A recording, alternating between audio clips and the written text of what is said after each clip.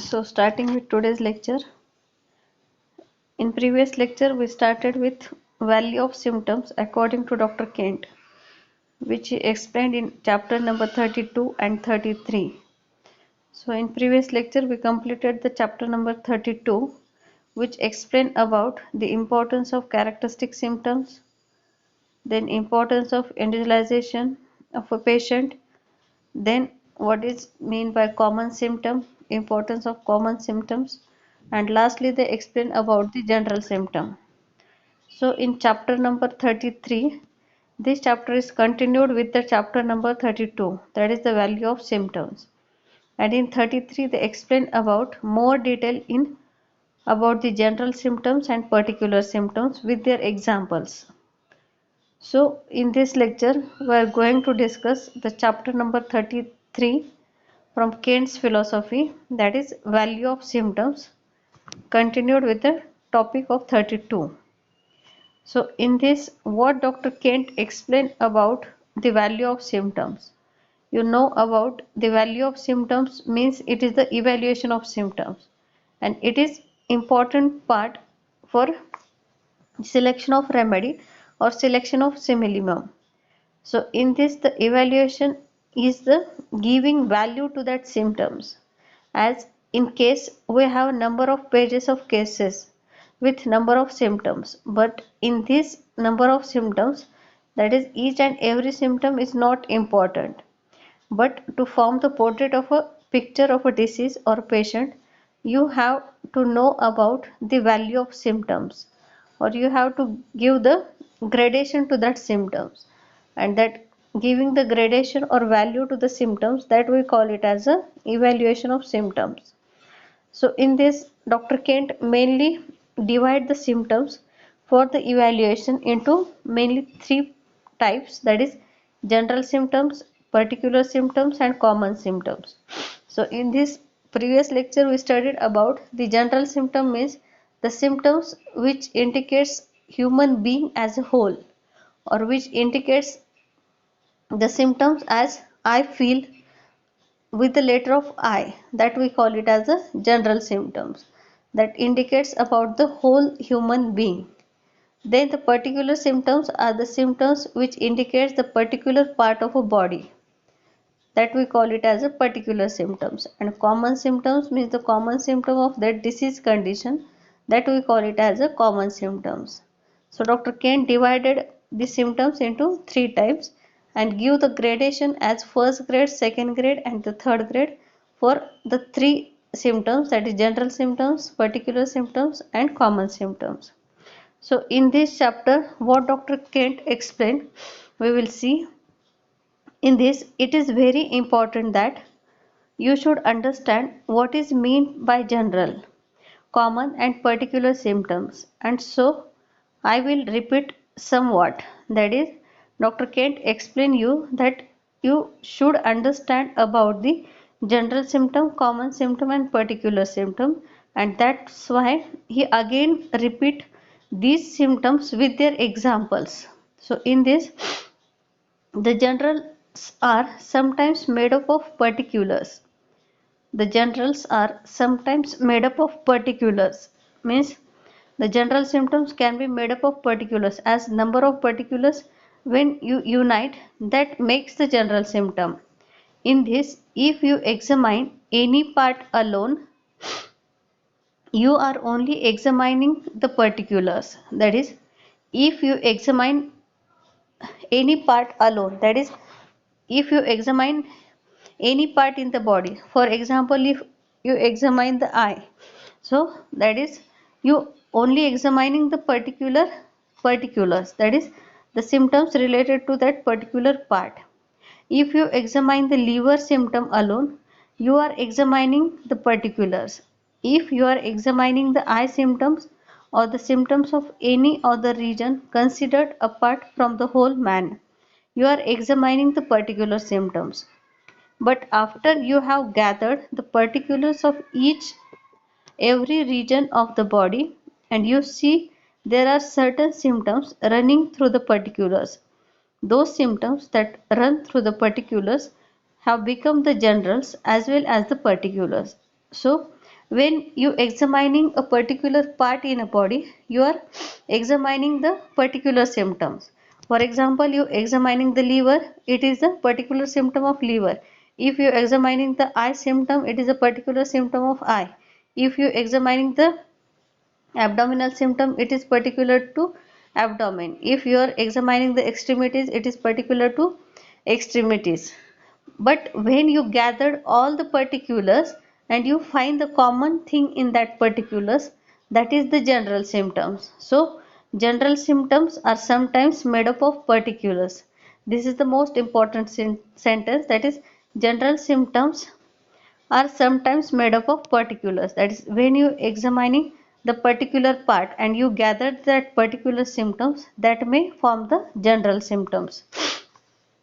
So in this, those symptoms that run through the particulars have become the generals as well as particulars. So the same symptoms can be the general symptoms, and when considered to particular part, it can be a particular symptoms. So this is the first para which is explained in chapter number 33. Then in next para, things that apply to all the organs may be predicted of the person himself. Things that modified all the parts of the organism are those that relate to general state. Anything that the individual predicates of himself is also general. There are things that an individual might say of himself that might relate to only one organ, but of course that becomes a particular. But most of the things that the man predicts of himself are generals. That when we say that himself explain about, so that himself explain about the general symptoms. So this is given in this para, that is the himself can indicate or predicates the general symptoms. Then consider for instance the symptom of sleep. You might at first think that they relate to the brain, but the brain does not sleep any more than the whole man. I was wakeful last night. He is predicating something of himself, and hence it is a general. So in this para they give the example of the second paragraph, that is the himself indicate the general symptoms. So in this what example they given, that is the symptom of sleep.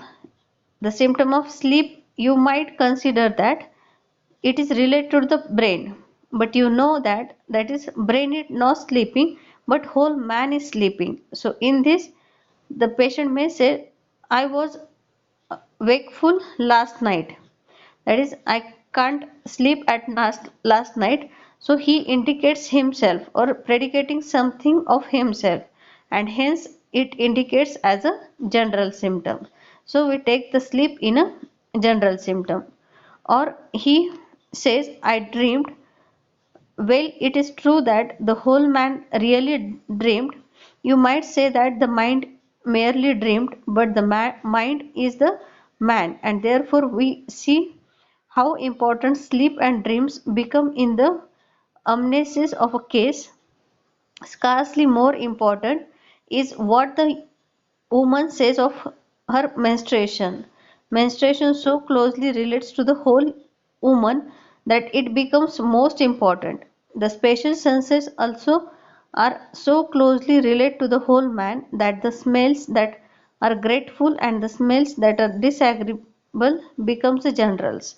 So in this they explain that the sleep, dream, menstruation and the spatial senses, these all relate to the general symptoms. As human beings told that I dreamed, he cannot say that my mind is dreamed. Or we may say that it is related to the mind, but mind it is a general theme of a whole person and not to a particular part of a body. So in this we take the dream also and the symptoms of mind also in the general symptoms, and these are important for the selection of remedy. Also along with this they explain about the menstruation. A woman explain that I menstruate. He cannot say that my uterus menstruate or my ovaries menstruate, but it is related to the whole woman's body. So we called menstruation as a general symptoms. And in this way also the special senses, that is vision, smell, touch, all these things they relate mostly to the general symptoms.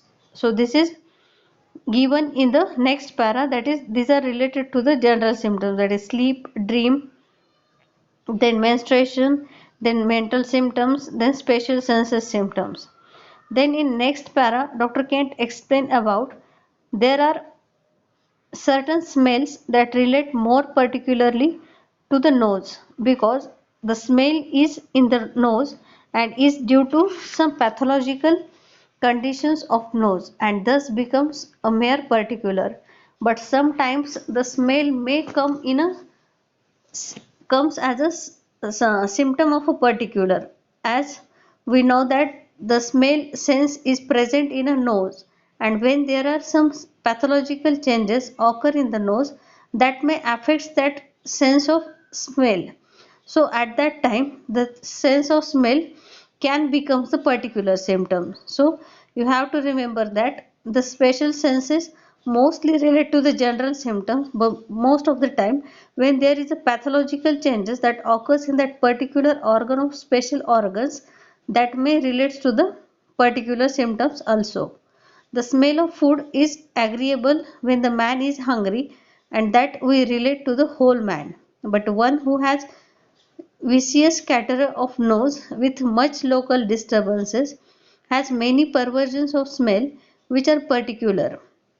So in this, when we say that that is smell of food, so smell of food it is a general term, and in this we indicate the man is hungry, the whole man is hungry, and not his particular part or any particular part of body. So in that case that smell relates to the general symptom. But when there is some catarrhal condition occur in a nose that affects the sense of smelling, that sense of smelling or any particular type of smelling due to the catarrh in the nose, that causes the affection in the smell, that is related to the particular symptoms. So in this way you have to differentiate between the smell in general and smell in particular. So all of you understanding what I am telling to you?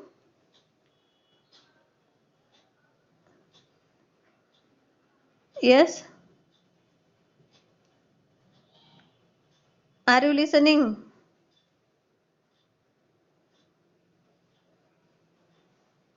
Yes, Hera? Okay. Okay, okay. So this is the difference between the smell symptom as a general and smell symptom as a particular. When there is something pathological changes in that particular sense organ, that relates to the particular symptoms. But when in general we consider that special senses or special organ symptoms that are related to the general symptoms. Then a patient says, I see so and so without seeing, that relates to the generals.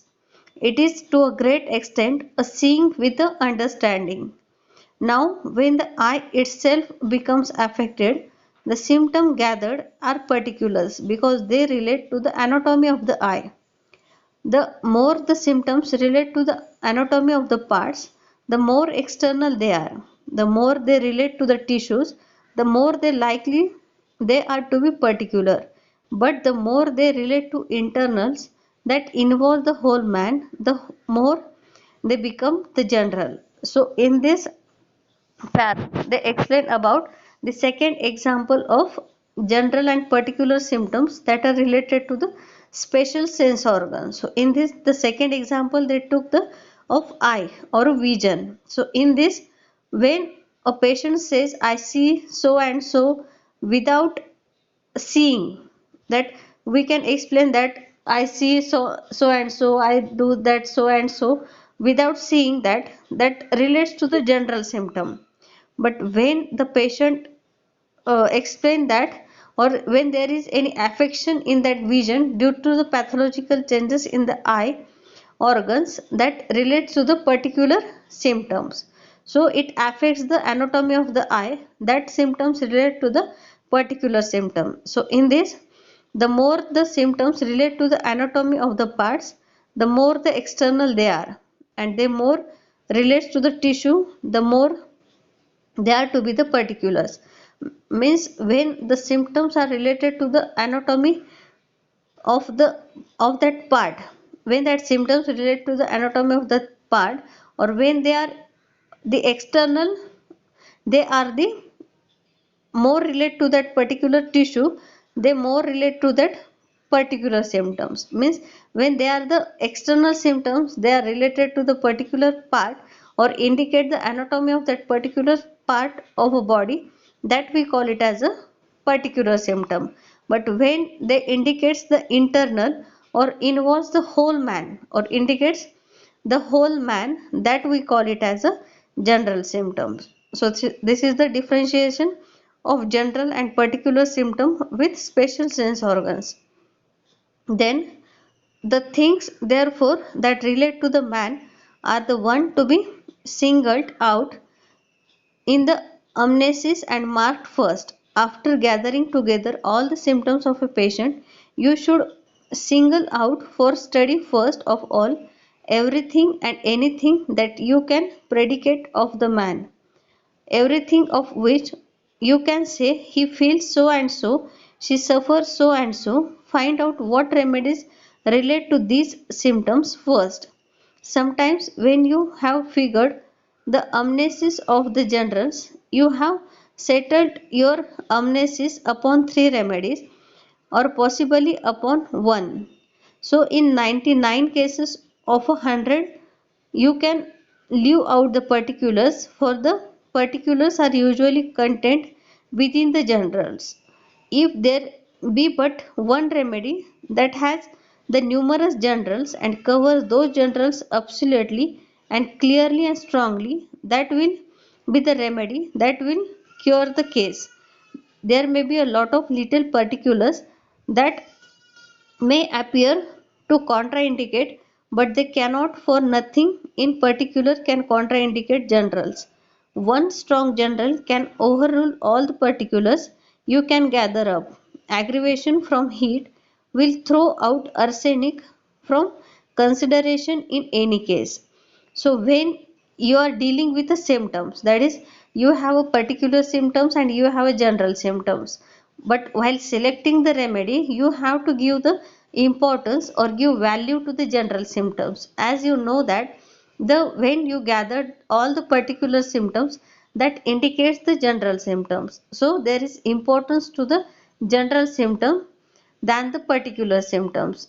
And when there is a, that is, one strong general can overrule all the particulars you can gather up. That is, if you have number of particulars but one strong general, that one strong general can overrule all the particulars. Means if the remedy that you have a group of remedy, that is, you have five remedies, in that five remedies that indicates the that particular symptoms you have gathered, but in that if you find the general symptoms, that indicates a special one remedy, and that remedy can cure the case.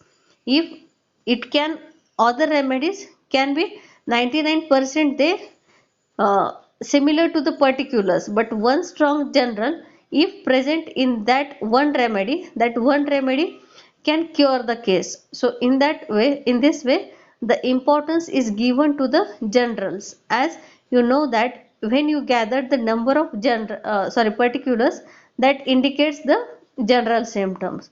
So there is importance to the general symptom, as it indicates the internal of man, or as it indicate man as a whole, and that man as a whole theme can differentiate that individual and that remedy from other group of remedies, and that is the homeopathy, that you can individualize that patient and you can individualize that remedy, and that similimum can cure the case. So this is the differentiating point between the particulars and the generals. Then in next para they explain about, that is, it may be advisable to dwell again for a little upon the common symptoms. Sometimes we find a woman, the common symptom that is prolapse. It is common thing for them to say, Doctor, I such dragging down in my bowels as if my inside were coming out. That is a common feature and it is a common symptom. There is nothing about what alone that will enable you to find a remedy. But for these common symptoms, we have a class of remedies. When you see a rubric containing a dozen, 15 or 20 remedies, you may often know it is a common symptom. So in this they give the one example of that is of common symptom, or what is the importance of common symptoms, or how can you go through the common symptom to the particulars or general symptoms. So in this there is a one common symptoms they indicate, that is a woman having a common symptom of prolapse, and that prolapse having the symptom of that is a dragging down in my bowels and if my inside were coming out. So this is the common symptom present with a woman, and when you find in repertory with this common symptom, you have a dozen of remedy or 15 or 20 remedies you have in your list while you uh, go through this symptom, that is a common symptom. So when it is also indicated that when you put some symptoms and that symptom shows you a dozen of remedy or 15, 20 or more than this remedies, so this symptom we indicate as a it is a common symptom as it can be seen in a number of remedies. So this is a common symptom, and in this we would say that all women who have prolapse have to a great extent a dragging down feeling. So this is a common symptom of prolapse, that is in every woman you will find this symptom as dragging down feeling with a prolapse, as if the uterus would come out. If we were took to take this symptom and follow it up, we would see that it works in a various direction. We would see that it runs into generals and into particulars. So how shall we decide when to give the sepia, when lilium teak, then when murex, when belladonna, when pulsatilla, when naxomica, and when natrum. So when we have this symptom, that is a dragging down feeling with a prolapse, this is a common symptom with us, then what remedy we should prescribe to the patient, that is Dicapria, then Lilum teak, then Murex, Belladonna, Pulsatilla, Naxomica, Natramor. This remedy comes to in our mind when we have this common symptom. So in this, to enable you to pick out of that group of remedies, the one that will cure you must study both the generals and the particulars of the patient, and the generals always first. So to give these remedies or which remedy you have to prescribe, for this reason you have to understand the particular symptoms and the general symptom, and firstly the general symptom of the patient. So in this, if it be a Naxomica patient who has the prolapse of the uterus, what will she says of herself that will make you see Naxomica in it? She would be chilly, full of coryza, with stuffing up of the nose in a warm room. She would be very irritable, snappish, want to kill somebody, want to throw her child into fire, want to kill her husband. She would probably have constipation, and every pain she had with it would make her want to go to stool, urging to stool, but only a little is past and she wants to go frequently. You see at once that she has the generals of Naxomica, and whatever the particulars she has are in harmony with those generals, and so you go from generals to particulars. The whole problem, like any other scientific problem, must be gone into the followed from generals to particulars. Suppose the sepia is indicated for that woman. That is, if we indicate or when we again search for the symptom, that is, when patient comes to us with a common symptom of dragging down feeling, in that case if you have a number of remedies, so in that which remedy is selected, this is totally based on the generals and particulars, but mainly on the general symptoms. That when if that remedy woman is a Naksomika, she will tell these general symptoms. What now I read, that is, these are the general symptoms of Naksomika, and she will tell this of the general symptom. And this is the easiest way for the selection of remedy. That is, if you know these generals, from these generals you can go towards the particular symptoms. That is, each and every particular part of body can indicates these general symptoms. So in this way you can prescribe the Naksomika when you know about the general and the particular symptom, but mostly about the general symptoms with that common symptom. Then next they explain about, that is, sepia. Suppose that sepia is indicated for that woman, you have in it as well this common symptom. Now what is there in this patient that no other patient has? So how the sepia is different from the other patient? So in this, the dragging is just the same, but with it an all gone sinking feeling in the stomach, and she gets relief only when sitting with the legs crossed. She has a constant feeling of a lump in the rectum that makes her want to go to stool, but she goes for days without any urging at all. She is sallow and sickly, talks of bilious symptoms, and has a yellow saddle over the nose. She tells that she has an aversion to her children and feels very sad that she does not love her husband as she ought to. She is unable to exercise the hold she has to her children. Now you have that which is says of herself in general, and that which she tell of her stomach and rectum in particular, and yet peculiar. You can see now that the dragging down sensation is not general nor particular, but it is a common symptoms. So in that way you can differentiate between these symptoms, as when this patient comes to you with that dragging down sensation or a dragging down feeling, in that case the patient is come with a common symptoms, and this is not a particular symptoms or not a general symptoms, but to indicate a particular remedy or any specific remedy, you know about the particular and the general symptoms of that remedy. And when you know about the remedial symptoms and the symptoms of a patient, that you have to drag out the general and the particular symptoms in that patient along with that common symptoms, and then only you can find out the simillimum for the case. So in that you have to give importance to the general symptoms according to Dr. Kent. Then in next para they explain about, that is, many of the symptoms of the regions are both, that is, common and particular, particular because they are the regions, and common because they describe a state. In this, the scarlet fever gives us an illustration of this. We would group all the striking symptoms indicative of scarlet fever.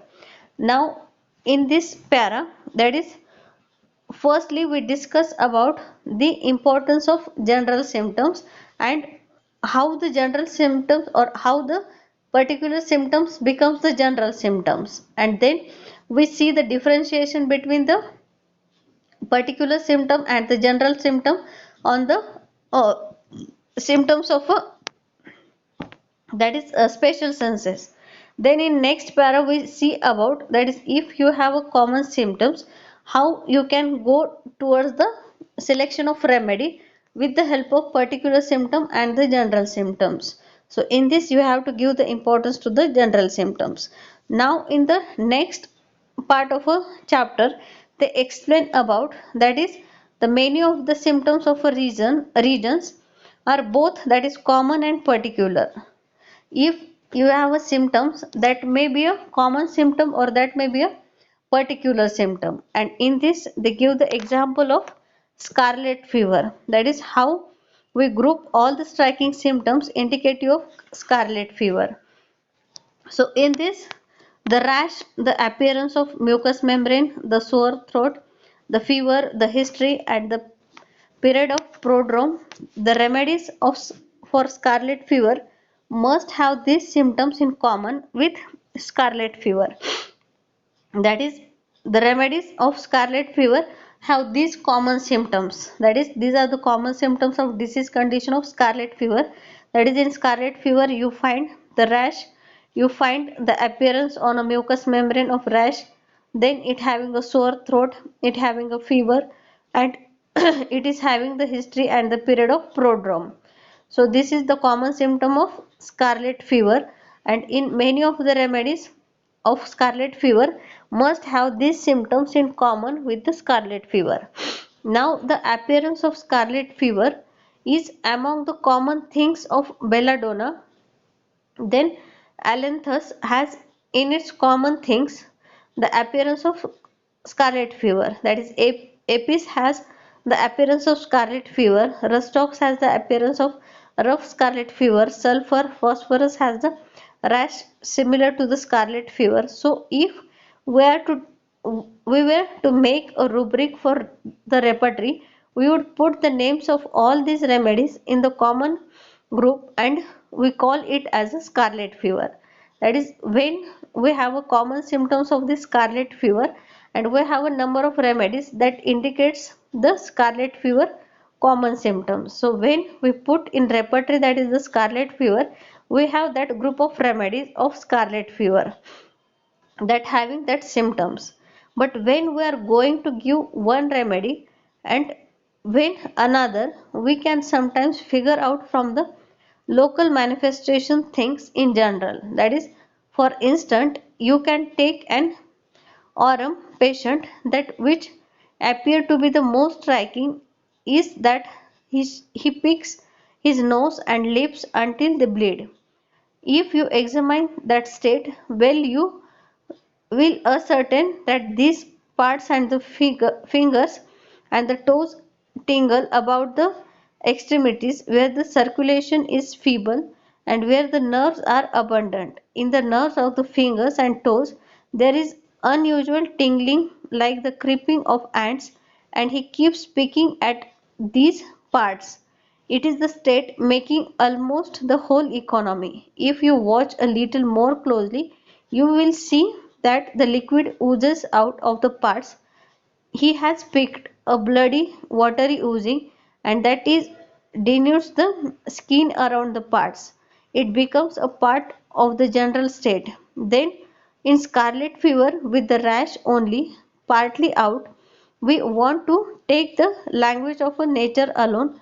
That is, if I spoke of phosphorus, phosphorus has a typical scarlet fever rash. So in this, which remedy is indicative for that scarlet fever? So in this, they gives the particular symptoms, that is indicative particular symptoms about the aurum met firstly. Then secondly, they explain about the particular symptoms of phosphorus, that is how from common symptoms you goes towards the particular symptoms, and that particular symptoms how indicate the remedy. That is, if you have only the common symptoms, that common symptoms may indicate the number of remedies, but when you goes again in deeply to that symptom, that deeply symptoms indicate the particular region symptoms of that particular remedy. That is, in orament you will see that is a bleeding around the nose and the lips. That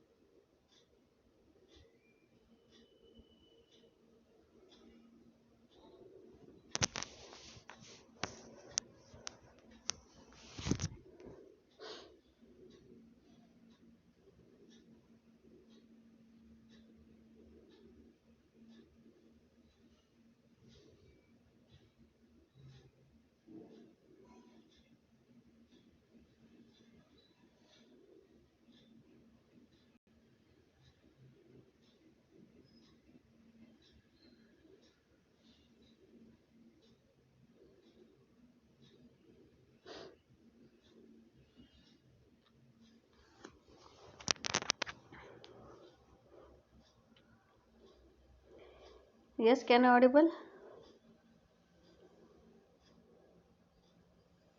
Yes, ma'am. Yes, ma'am. Okay. So we are discussing about the common symptom and particular symptoms. In this, we are discussing about the example of scarlet fever. In this, the common symptom of scarlet fever, how when we go deep into that common symptoms, that indicates the particular symptom of that particular part of that particular remedy. So when we have that particular symptoms that indicate the particular remedy, so in this they give the two examples, that is of aurum and phosphorus. So after this they explain about, now as to the grades, the value of symptoms is divided into three grades. The general symptoms are divided into the three grades, the first, second and the third, and the common and the particular symptoms are divided into the same three grades. You will see in Boni Hussain a fourth grade, but as a matter of fact, these remedies do not form a grade. They are only the remedies requiring demonstration by reproving and the clinical confirmation. So up till now in chapter, Dr. Kent explained about, that is of general symptom and particular symptoms, then common symptom and the particular symptom with their examples. And now in the next part they explain about the how the gradation done of a symptoms, that is how the gradation done by Dr. Kent. So in this he give the gradation or divided the symptom into three grades, that is the first grade, second grade and the third grade, and this is depend upon the phases of symptoms, that is the phases of proving, that is it is a requiring the recording, reproving and the clinical confirmation or the verification. So in this the general symptom of the first grade are such as all or the majority of provers state of themselves as a class of provers. For instance, take that symptom of APIS, suffocation in a warm room. All the provers of APIS or nearly all were affected to a great extent in that way. All the provers of pulsatilla were worse in a warm room. There can be no doubt about such symptom, for all the provers felt that state so strongly. So in this they give the examples regarding the gradation. So first grade symptoms are the symptoms which are recorded in all the provers, then these are confirmed by the reproving, and these are verified on the sick persons. So in this they give the two examples, that is of APIS and pulsatilla. So APIS having the symptoms, that is suffocation in a warm room, and in pulsatilla, that is worse in a warm room, that is all the symptoms worse in a warm room. So all the provers, when we prove that remedy, that is APIS and pulsatilla, all the provers show that symptoms, that is suffocation in a warm room. And when we do the reproving of these remedies, again we find that symptom, that is suffocation in a warm room. And when we give remedy to some natural disease condition having the suffocation in a warm room, that is when we indicate the EPIs, that suffocation in warm room is cured by this remedy. So this is the verification of this symptom.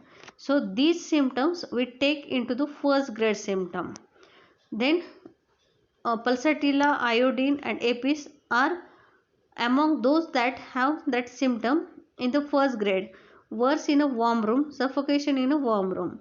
Now when those symptoms which have existed as a generals among the provers come into the experience of the practitioner and are confirmed by curing those state extensively wherever administered for years, then these remedies are fully entitled to this grade.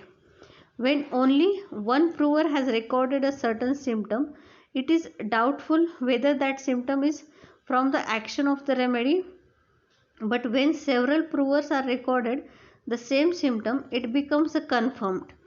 And when that symptom has been reproved or cured by the remedy in the hands of a physician, it can then be said to be have verified. That is recording of symptoms, then confirmation of symptoms, and thirdly the verification of symptoms. So the symptoms are recorded, confirmed by reproving and verified upon the seek. That symptom we take in the first grade symptom. When several provers have observed that pulsatilla is a worse in a warm room, and this is confirmed by other provers and then verified by upon the seek, it immediately places the pulsatilla in the first grade of that general symptoms. So this is the first grade remedy for that general symptom, that is pulsatilla. Then suppose that it were something that was in relation to the bladder. Pulsatilla has a symptom of frequent urination. Now that is immediately classified as a particular symptom because it relates to a region. Now the frequent urination, it is related to the particular region, so we classified them as a particular symptom. Now if all of these provers has irritable bladder, when they took pulsatilla they would be confirmation of it, and if it cures for years experience verifies it, and it is then placed as belonging to pulsatilla under the particulars and marked in the highest grade. So this is the first grade symptom of a particular, that is this symptom is recorded during the proving, then it is when reproving is done, it is find in a page prover, and it is find in a verification by curing in the sick person. Then symptom of bearing down, which also comes under pulsatilla, that would be classed as a common symptom but the first grade. So these are the first grade symptoms of pulsatilla, that is the first symptom is, that is worse in a warm room, but this is a general symptom. Then secondly, that is the frequent urination, it is related to the particular part, so it comes under the particular symptom, but it is recording is done, then confirmation is done and verification is done, so it is the first grade particular. And now they give the third symptom as a common symptom, but it is of a first grade symptom, that is a bearing down sensation. It is also comes under pulsatilla and it is a common symptom, so it is classed as a first grade symptom, as it is recording is done in all provers, confirmation is done and verification is done, so it is a first grade common symptom.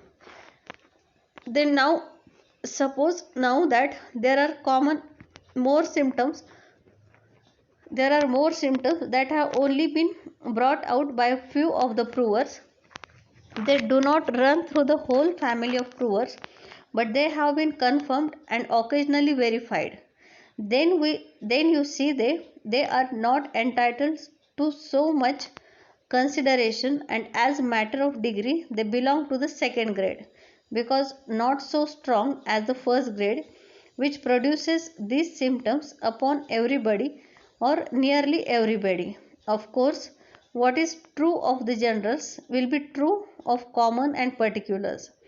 Then to the third grade, now then a prover brings out a symptom and it has not yet been confirmed by reproving, but it stands out pretty strong and seem to be worthy of the third place, or it has been verified by having cured sick folks, or on the other hand it is admitted as a clinical symptom. Sometimes close and careful observers have noticed that certain symptoms not in the proving have generally yielded to certain remedy, and others have confirmed this clinical experience. These symptoms are admitted to go into the third grade. A great many of the Bonning-Hussein's fourth grade symptoms really belong to the third grade, because Bonning-Hussein's was very cautious with the symptoms that had never been verified. His fourth grade remedies include such as he had gathered from his clinical experience, and he was doubtful about the priority of placing them in the third grade, and also those symptoms that occurred in the provers but had not proper confirmation or were not verified. He laid them as it were upon a shelf for approbation to be hereafter proved or accepted. So in this they again explain about the second grade and the third grade. So what is the symptom of second grade? Second grade symptoms having recording done, then confirmation done, but the verification occasionally done or not done. So that symptom we took into the second grade symptom. And the third grade symptom are the symptoms which are recorded in prover but not all the provers, but they are occasionally confirmed and not verified on the sick. These symptoms we took into the third grade symptoms. And lastly, the Bonning-Hussein also put for the fourth grade, but Dr. Bonning-Hussein he was very cautious about the symptoms that never been verified. So the symptoms which never been verified he put into the fourth grade. So his fourth grade remedies include such as he had gathered from the clinical experience. So fourth grade symptoms are the symptoms which are not shown in a proving, not confirmed or not verified. These symptoms he put into the fourth grade symptoms. So this is the gradation of symptoms according to Dr. Kent, that is first grade, second grade and the third grade. And all this gradation is similar for the general symptoms, similar for the particular symptom and similar for the common symptoms. But it is must uh, or you should know about what is the general symptoms, what is the particular symptom and what is the common symptoms in the case, and accordingly you should give the gradation to that symptoms, that the symptoms which are mostly the that is found in all the provers in recording of the symptoms, then the symptoms which are reconfirmed by proving, and the symptoms which are verified on the 6th, that symptoms you have to took in the first grade. So this is the gradation of symptoms according to Dr. Kent, and in this way we finished the chapter of value of symptoms from Kent's philosophy, that is chapter number 32 and 33. In this they give the importance to the characteristic symptoms, then explain about the common symptoms, then general symptoms and particular symptoms, then the differentiation between common symptom and particular symptom, general symptom and the particular symptoms, and importance given to the general symptoms for the selection of remedy, and then after explain the gradation of symptoms. In gradation of symptoms, giving the gradation on the basis of recording, reproving and verification. And in this way we finished the chapter 32 and 33. All of you understand, or any difficulty regarding this chapter you can ask.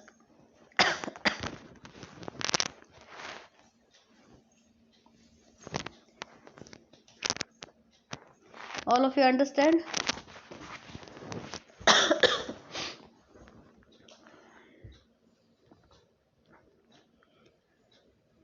Yes, ma'am. Now it is clear of general, particular and common.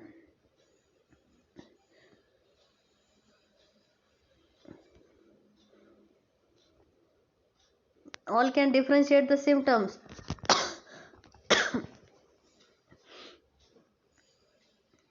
Yes.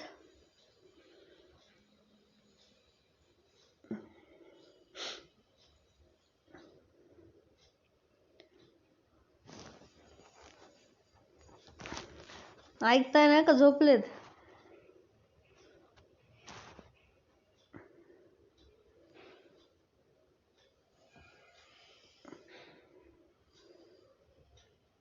कळालंय सगळ्यांना? काही difficulty आहे का?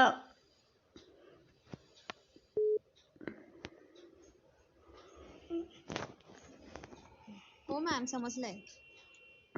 Okay.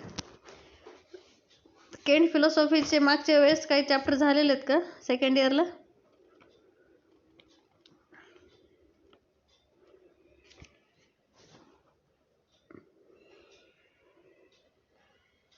नाही ma'am.